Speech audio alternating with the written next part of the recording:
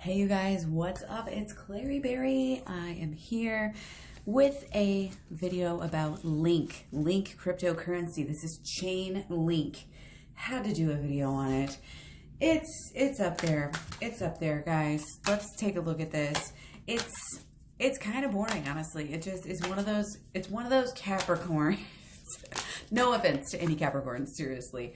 It's just that not only do we have the sun here in Capricorn, we have the moon in Capricorn. So that in itself says a lot.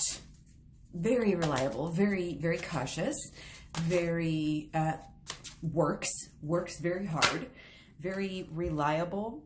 What do we get? Queen of Pentacles. One of the real boss here. You know what I mean? This is like Pentacles. This is grounded, being very, very stable, very reliable. But there is a definite, clear sense of leadership and authority here. Power. Okay? There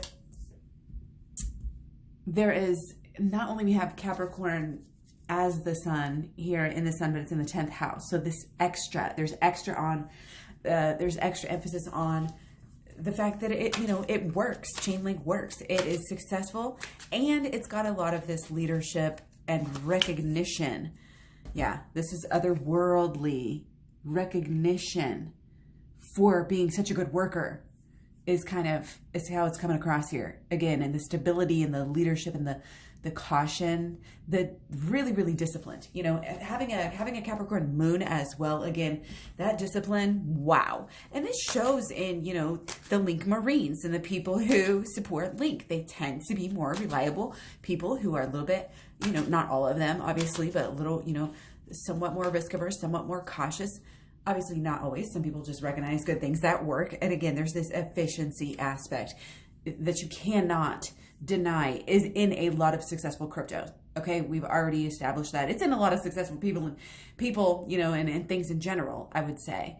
But it does, the moon, again, it kind of gives them this mood and this mode of, being very serious, being very reserved, being very conservative. Again, even to possibly the point of being boring, even though we know Link is not boring here. But there's that shrewd, calculating. Ooh, this is good stuff, guys. I like this. We've gotten this quite a bit and some really good aspects here. I mean, it's the Magician card. This is a healing. This is definitely a card of healing here. So that's awesome. There is some, some underlying things there that we could get into, but people really see Link as a go-getter here. This is coming across. People really see Link as a magician, as very resourceful, very using, and able to kind of bring together all of the, all of the elements, all of the ingredients, doing what it takes, it's like, it's being, again, that shrewdness, looking at, okay, what is the formula? What do we need? Getting it, doing it, getting it done, and doing it with extreme efficiency. And people recognize that. People see Link as a leader. Okay, there's always going to be a kind of a fresh energy too with this Aries. Aries is the #1 spot in the zodiac. People are perceiving, Chainlink as a leader, as a new, fresh kind of, and very quick. It shows that people see Link as powerful, direct, bold, and again, having this quick efficiency, which is good. That is absolutely what you want in your crypto coins. Okay. There's this tendency as well to kind of be like self-reliant, but there's this big element that comes through in anything that could be remotely negative pertaining to, the birth report here. And it's kind of like basically anything that could potentially go negative with Chainlink is going to be helped and healed through cooperation, friendships, partnerships, working together with other people. That it needs that. Chainlink kind of needs that, I think, to grow and to work. And it's kind of a little bit against Chainlink. Chainlink actually has this kind of stuck in the shadow, almost environmental issue. And we'll get into it when we talk a little bit more about the midheaven. I think it's a lot of it is just situational. It's like Chainlink in relation to Bitcoin, Chainlink in relation to Ethereum, and Chainlink really just has this independent side that really just wants to kind of be seen, that number one, wants to be number one. It wants to be the best in this new way. It wants to be the best in some other way. And it's going to find a way to do that. Because again, it wants to be this independent, working on its own type of a thing, shining in its own light, standing in its own light, instead of, again, kind of always being in the shadows. But again, it's going to do that. Again, any of these, there's some troublesome aspects, but again, any of them are really remedied by interaction with people, for one, because we have Mars opposite ascendant, 0 degrees. This is a kind of a volatile aspect. It attracts challenges, especially, when Chainlink is kind of young, so to speak, and there can be kind of a stunted growth, partially because of, again, partially it's just like attracting challenges at that stage. The Jupiter square ascendant actually has, a little bit of clashes, and it's kind of this being unable to get its message across and to really shine the light of who Chainlink really is. Again, there's some environmental factors, I think, and just some other things happening where almost it's kind of, in the shadow, and there's kind of a planning and there's kind of a growing aspect here that where, I think Chainlink is just going to get better and better with age, because you do see this in this Pluto square ascendant, you have this huge, excuse me, this huge focus on recognition. Again, Chainlink is very, and you see that with some of the other coins as well. They just want to be the best. And it seems funny to say it that way. And obviously, take from it what you will, really. But there's this, when you see that tendency to get arrogant and self-righteous and, overdo things, it's like, that's exactly what they're going to do. They're going to blow the top off of everything. And when there's kind of this arrogant self-righteousness with a coin, I think there's a reason, for it to be there. And again, it's because it works. It's because it is achieving a level of success. And the recognition that it gets is big here. It's widespread. And you'll see this going big factor as we move on with some of these other aspects. Okay. So again, possible little bit of, these, again, stunted growth. That's like the worst thing that you could see is like stunted growth in the beginning of its life. Really, again, and being a little bit too arrogant. Those are like the worst things. Also, again, there's this issue of, it comes across in the moon square ascendant, but there's this issue of being a little bit too cold, too calculating, too shrewd, and a little bit unemotional, which is interesting because we have got some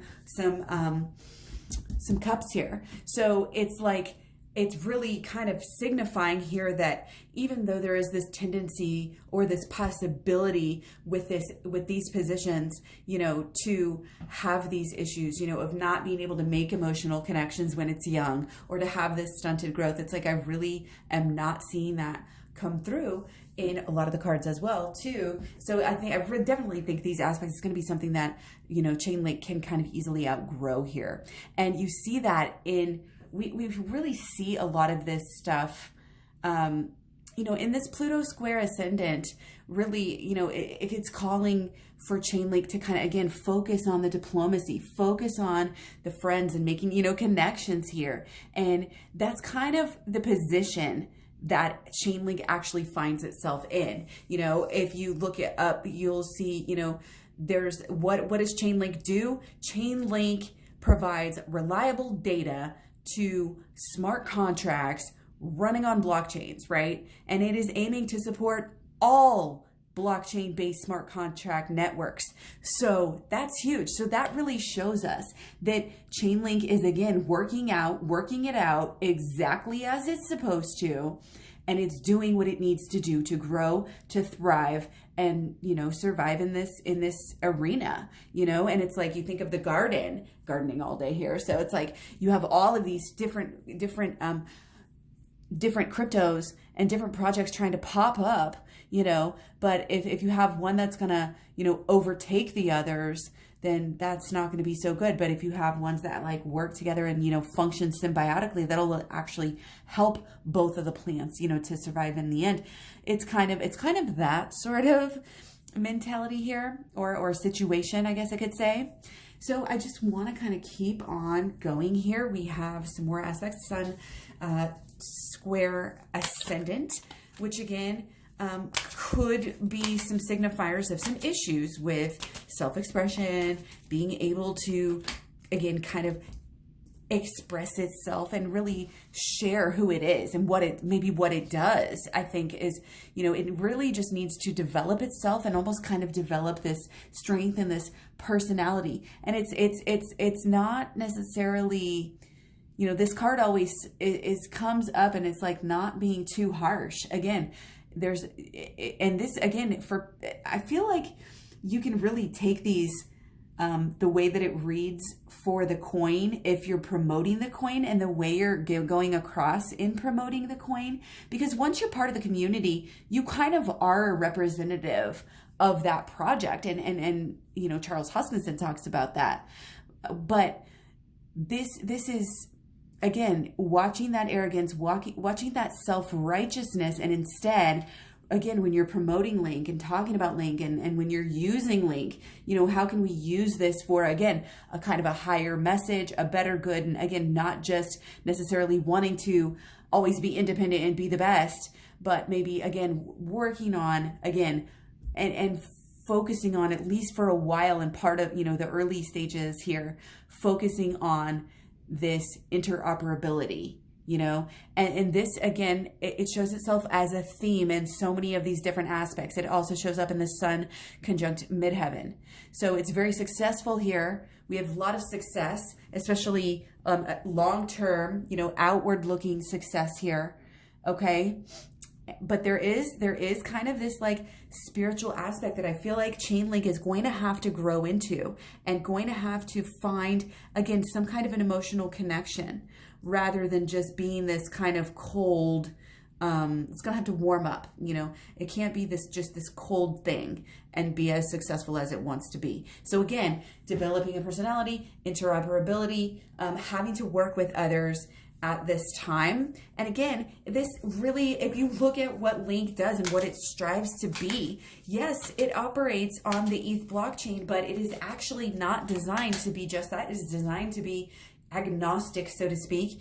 It is, you know, it really has this innate urge to just be its own self and be its own leader. And there is a lot of that energy saying that it will be successful. But you see here again, this is this interoperability. This is connections, making friends, like I keep saying, working with others.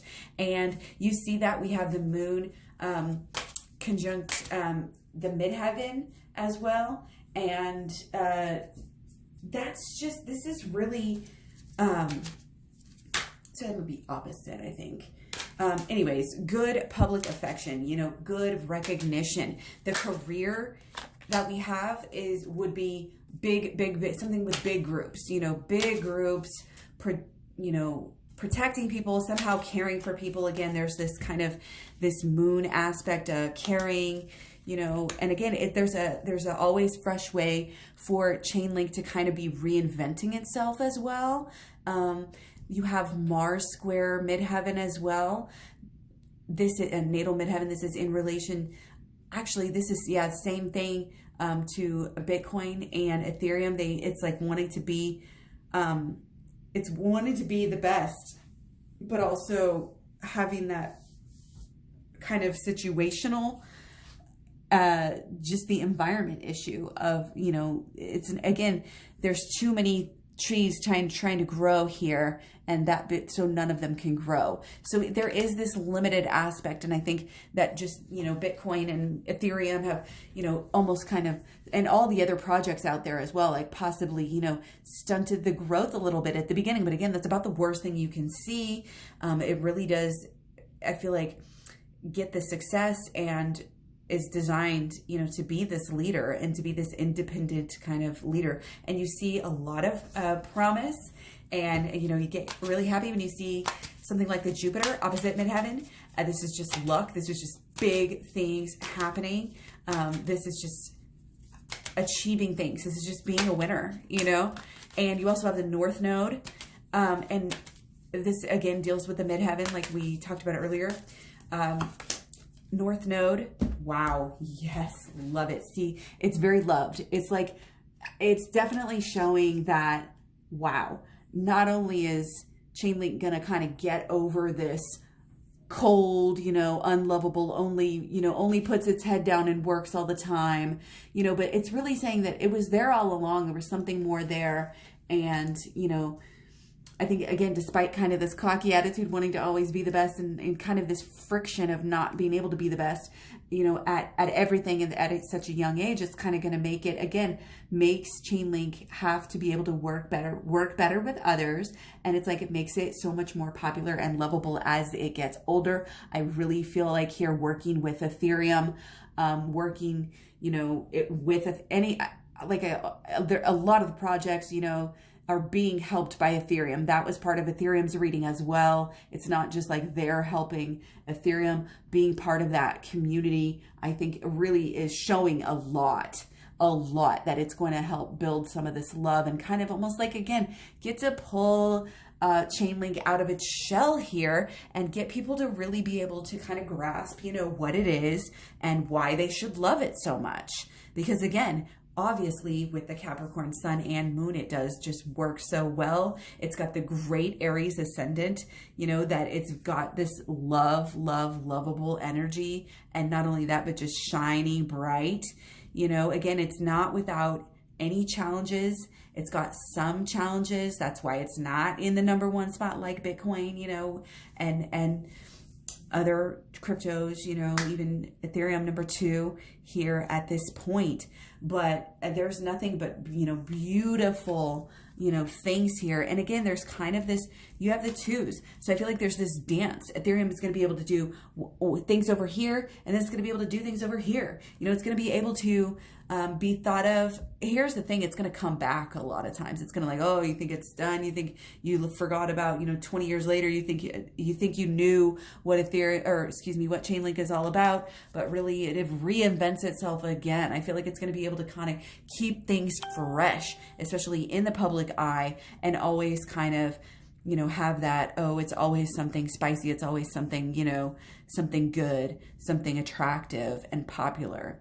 So that is my video on Chainlink. So hopefully I didn't mix up my words too much. I know the last video I was talking about the ascendant and the moon, and I think I said the sun and the moon. Sometimes things just don't come out right, so you guys will have to correct me and forgive me. But much love, many blessings. Take care. Let me know what you think. Let me know what your signs are. I'd love to hear your signs and your favorite cryptos.